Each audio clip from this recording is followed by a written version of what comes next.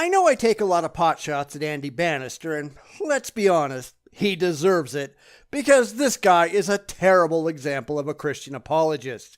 Of course, he's not alone. The internet is filled to the brim with horrible apologetics and emotional appeals on the basis that Christianity and other religions just feel good. They don't bother producing any actual evidence that these religions are factually correct. They just want to feel all warm and fuzzy. So this time out, Andy explains what it would take for him to abandon Christianity and why, as always, his reasoning is so piss poor as to be laughably absurd. A question I sometimes like to ask my atheist friends is this: what would it take you to abandon your atheism and to become a Christian? What piece of evidence would you need to see? Because I'd love to talk about that. And that's something I've answered many times before. I'd have to see real, objectively verifiable evidence that your specific God actually existed in the real world. And of course, you have none of that. But there's the other line of reasoning that says that your God, if he's really all-knowing and all-powerful, he would know what it would take to convince me.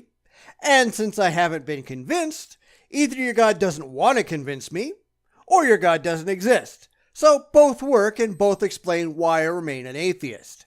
But of course, to be fair, that question can be turned around, and atheists have every right to ask Christians like myself, what would it take you? What would it take you to abandon your Christian faith? And if you ask people like Ken Ham, that answer is nothing. There is absolutely nothing, no conceivable evidence that the Christian God isn't real. We could build a time machine and go back and prove beyond any doubt that Jesus never existed, God never created the universe, and every single supernatural act in the Bible was completely false, and he'd still believe. People like Ken Ham are idiots. I was recently listening to a radio interview with my friend and colleague John Lennox from Oxford University, and the same question was put to him, which brought it again to my mind. And I love the way that he addressed it. I'm going to draw on some of John's thoughts as well as my own in answering that question. What would it take for me to leave Christianity and become an atheist? The answer ought to be simple, though, because rational people should not be Christians or any other theists in the first place. Because Christianity has never met the burden of proof that I, as a rational person, would require to take it seriously. And this is coming from an ex-Christian who became religious before the age of reason. I didn't make a conscious decision to become religious, but I sure made a conscious and rational decision to reject it. And I want to say to my atheist friends, it would take two things. Number one, you would need to persuade me that the gospel accounts, those New Testament accounts we have of the life and death and resurrection of Jesus of Nazareth, are unreliable. Well, since none of those accounts have ever been proven to be historically accurate in the first place, done and done. Because historians require that there be multiple independent accounts that verify the same details, which is something we don't have with the Bible. The Gospels don't read as primary sources written by demonstrable eyewitnesses. In fact, we have no idea who actually wrote any of them. All of the Gospels are anonymous. So again, any rational person approaching the subject matter rationally would have rejected the claims made in the Bible to begin with. But we all know Andy, and indeed the overwhelming majority of theists, are not rational. But I think as a historian, there's incredible evidence why we can take those Gospels seriously, and they form a very, very important plank in my faith. And of course, if you're an atheist watching this, I challenge you with the question, have you read them and actually taken them seriously? You don't take questionable material seriously until they've been demonstrated to be objectively true. A skeptic does not believe without evidence. But Andy here wants people to read and believe, to accept on emotion, not on evidence. And that's kind of telling, isn't it? You see, the primary reason I'm a Christian is I believe that Jesus was who he claimed to be and did the things the Gospels claim. I believe they are historically reliable documents. Then you should be able to prove that with objectively verifiable evidence, not faith. And we all know he can't do that. Because theists, not just Christians but all theists, do not arrive at religious faith from a position of skepticism. They arrive from emotionalism. Well, I don't find any value in emotionalism. I care about what's true, not what feels good. So do try again. My Christian faith is not sort of based on pie in the sky when you die or platitudes, but is based on historical realities, what Jesus did in first century history. Then you ought to be able to prove it. But we all know you can't. You're basing everything you believe on anonymous texts, making claims about events which cannot be independently verified to have ever taken place. Emotion, not facts. Just be honest for once in your life, Andy. You would need to disavow me of that belief and show me why it's false in order for me to abandon my faith and to leave Christianity. And specifically, of course, you would need to show me that there is no evidence that Jesus died and rose from the dead. Whereas I think the historical evidence for the resurrection is overwhelming, and you can read numerous academic books by historians arguing for the truth of the resurrection. But you can't read a single book by a scientist showing the scientific evidence for such a thing, can you?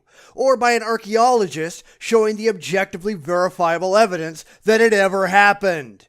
Those are the things you can't find, because those are the things that don't exist. So that's the first thing I would need to see, that the Gospels and the life of Jesus are unreliable. Done. But of course, you approach those things emotionally with a desire for them to be true instead of approaching them skeptically with a desire to find the truth, whatever it might be. And that's why you became a Christian in the first place, instead of looking at the weak arguments and anonymous stories in the Bible and saying, well, that's just stupid. I'm not going to buy into that. But there's a whole other second piece of evidence that supports my Christian faith, and it's this. Over the 25 years or so that I've been in public ministry, I've had the privilege of meeting hundreds, if not thousands, of people whose lives have been transformed and changed and turned around by an encounter with Jesus Christ. Not a demonstrable encounter, of course, just a subjective claim made by people who are already emotionally predisposed to believe in that kind of thing. And that's what you have to realize about these people. They've got no rational means of identifying what they encountered. They just know it was Jesus. Well, how did they test that claim? They didn't. They just made an arbitrary association with the beliefs they already had, or the beliefs that were commonplace in the society, and leapt to the conclusion that they must have interacted with God. Sure, tell me another one. I've met former drug addicts and former prostitutes, former criminals, people who were in the absolute end of their tether and utter despair and depression before they met Jesus Christ. I know friends who are former Muslims, and the list goes on, whose lives are now completely different because they met Jesus Christ. He turned their lives around, transformed them, and in many cases put them back together. And the same thing happens in virtually every religion out there. There are just as many Muslims out there who claim to have met Allah or had an encounter with Muhammad.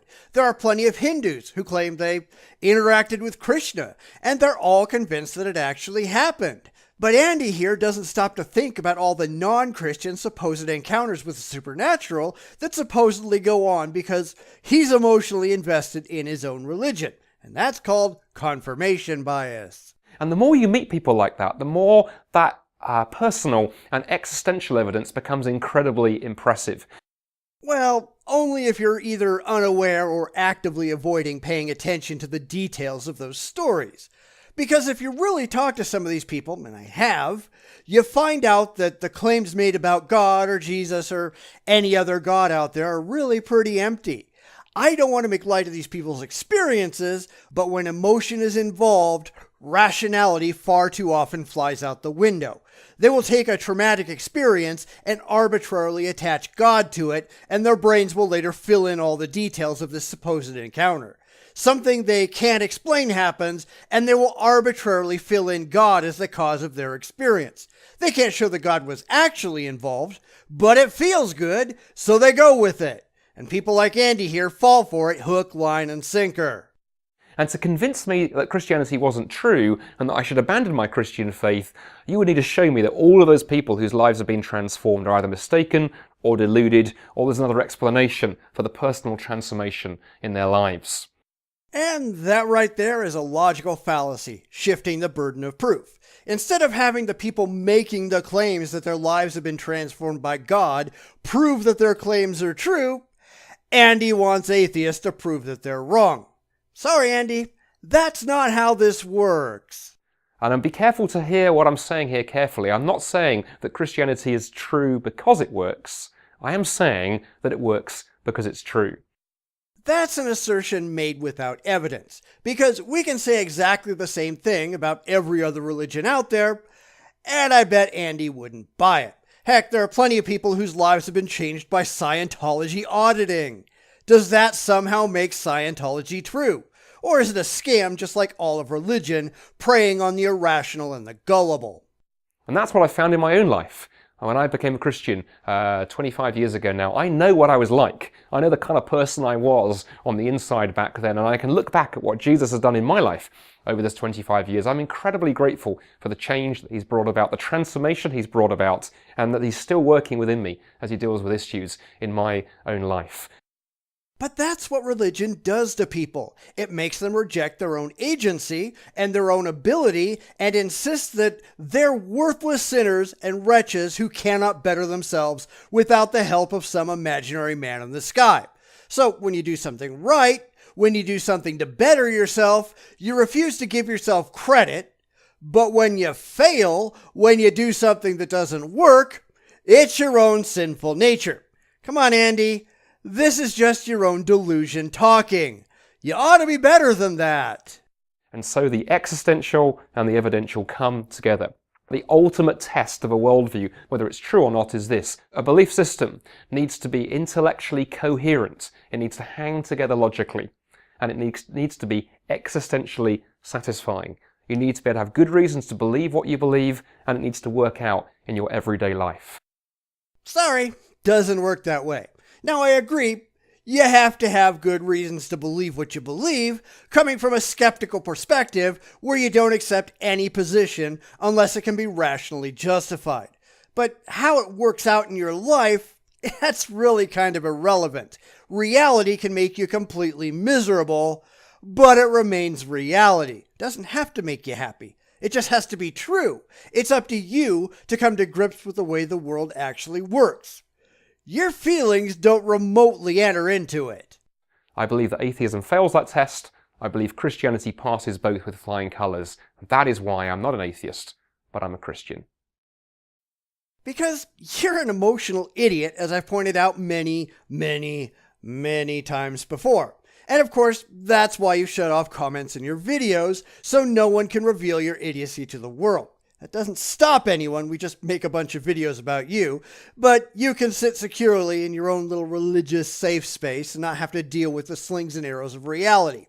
Don't worry, Andy, we can all see right through you and your delusions. And let's all say it together, it's just sad. Everything changes.